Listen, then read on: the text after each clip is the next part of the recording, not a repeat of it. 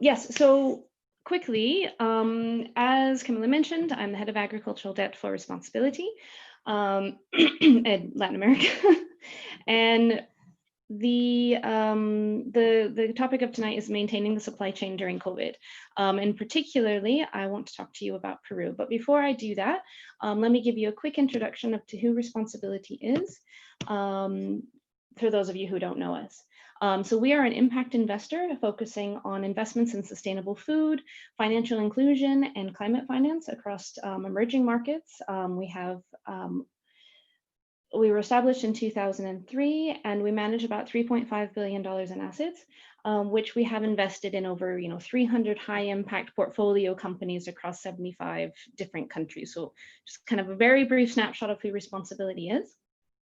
But I'm here specifically to talk to kind of bring that down into talking about the challenges that COVID presented to the Peruvian coffee harvest, and how responsAbility as a lender was able to continue lending during this time, how we had to adjust a bit what we do, and then the impact itself that we've foreseen so far. The impact is obviously ongoing, but what we've seen so far.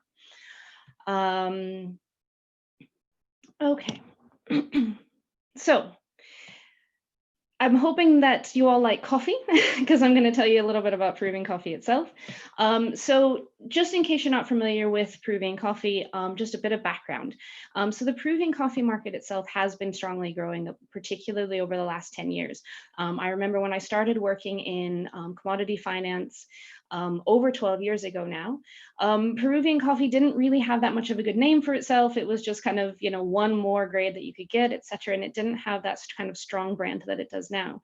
And through a lot of work of investment with fair trade premiums, projects with companies who were working on investing in impact, are investing in smallholders, the Peruvian specialty coffee market has really started to create a name for itself. And so you can see that the volume of coffee that has been exported out of Peru over the past 10 years has really strongly grown, and the specialty coffee brand has become very important. On the chart, you see actually just kind of the exports over the last 5 years. And I should highlight actually 2019, this goes until December, and some of Peruvian 2019 got exported in January. So actually 2019 was very similar to 2018. So you see this kind of strong volume being exported. For those of you who are in commodities, you'll also know that coffee prices themselves over the past 3 years have been strongly under pressure. So even though the volumes have maintained, the actual USD value of that has been under pressure, which is it's a particular challenge for smallholders to manage. But when we look at Peruvian coffee, the production is primarily in the hands of smallholder farmers, and these are supported by cooperatives.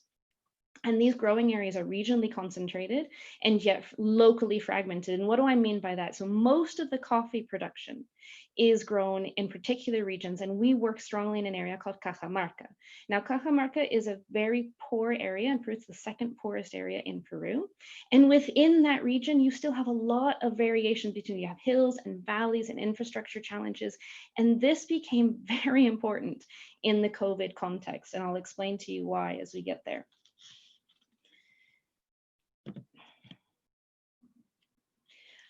So we have a situation with the COVID crisis that came in, where lockdown happened across various countries in Latin America. But it happened differently for all the countries.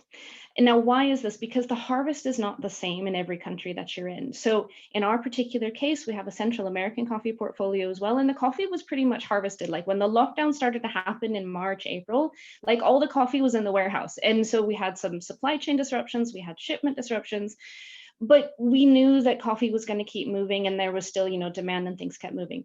Whereas in the situation of Peru, it literally happened right at the very beginning. And so, looking at it from both a growing perspective of actually needing to get out to the field, harvest the coffee, physically move it to the warehouse, do all the processing, happens right at the beginning. Okay, how are we going to physically move this coffee? And then I'm looking at it from a lender point of view, and you can kind of see my little calendar here. I'm like, this is interrupting my plan. My calendar is due diligence, it's investment committees, disbursements, and everything works perfectly. And this is now not what's going to happen. And how are we going to manage this? Like, from a lender's point of view, we have a responsibility to our investors. We need to lend. We need to, use their money responsibly, and we have a responsibility as an impact investor. We know that people are waiting for this money because business is going to go ahead. So we have to step back and assess the situation. And I kind of put all of these little blocks. You can see the harvest, field transport, collection centers, and like this was my board. My board was red. Like I felt like I was in mission control and like looking around. I'm like, what am I going to do? And so we had to re-look at how we work entirely. We realized a number of things that became very clear.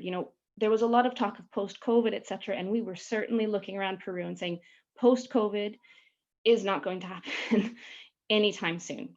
This is going to be our reality. We have to figure out now how we're going to do this. We have to figure out how we're going to do this in this challenging situation. And the coffee production is the primary income for the majority of the families that we work with. And all alternative sources of revenue had completely dried up because the Peruvian lockdown was strict, the Peruvian lockdown was hard, and there was no movement. And so we needed to make sure that we were going to be able to continue to support these families because businesses was going to go ahead one way or the other. And so we had to change how we worked entirely. It was like conference calls, WhatsApp groups. All of Latin America business moves through WhatsApp, and it became even more pronounced during COVID. And we were suddenly in, WhatsApp groups with, transport companies and exporters, so we could actually analyze on the ground where the delays were happening, what were the problems that we were coming across, because they were unique to every institution. It was like someone could say, like, what was the impact of COVID on Peru? And I'd be like, well, where? Because it was different everywhere. And we had to really understand those regional and those fragmented differences that we saw. And this was really important because the communities themselves needed to protect themselves. I love this picture, and this is one of the pictures that I think really represents the protection that the communities themselves were taking. Because I was living in Lima, and to be honest, our lockdown was like military controlled. It's like you go out, you saw soldiers, you went back inside. Here, this is the communities protecting themselves because they have no rural healthcare or very fragmented healthcare. You have an aging population of farmers who have all experienced poverty at one time or another. And poverty basically is an underlying health condition for COVID. And so that this was going to be very strong for them. And so we started to just change all of our ways of working. We put a comprehensive set of conditions in, and we had constant oversight on the market. And this actually allowed us, thankfully, to get the money out the door. And so on one hand, we were able to lend, and on the other hand, we had technical assistance. Now, what is technical assistance? Technical assistance are funds that are used for, they're donated funds, which help with development, which help with capacity building, which help with projects. They're usually used in a variety of ways, depending on the institution. And in this case, we were able to identify already early on that a number of different adjustments were going to be required to the institutions in order to meet health and safety requirements, sanitary protocols, and just education about how to protect yourself from this virus. Because the last thing you want is now WhatsApp becoming your that's cocoa. Sorry that we use this we have a cocoa producer as well. Yeah. So, and the last thing you want is this to be a situation where bad information is being produced. And so we also were able to do, with our disbursements, with our lending, our technical assistance team was able to work very closely and make sure that that we were able to support this through technical assistance funds as well.